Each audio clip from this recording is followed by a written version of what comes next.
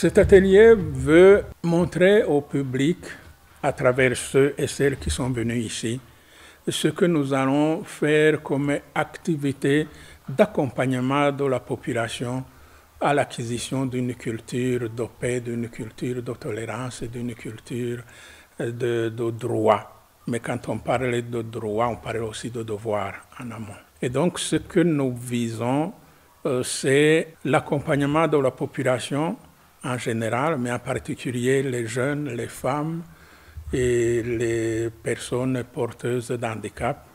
Toutes ces catégories se sentent partie prenante de la vie du pays, qu'ils se sentent à part entière responsables de la vie, mais aussi de leurs droits, de leur liberté, mais et aussi de leurs devoirs.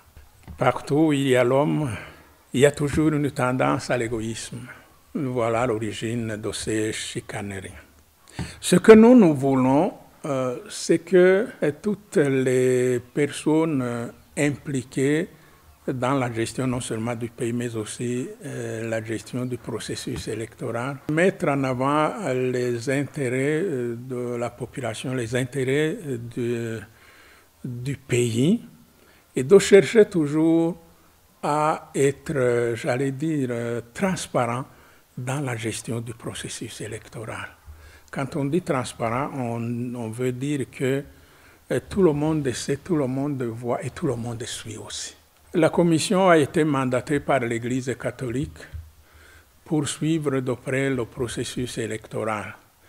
Nous allons commencer par une observation à long terme en amont du respect des droits civils et politiques. Nous allons faire ensuite une observation des élections en bonne et due forme.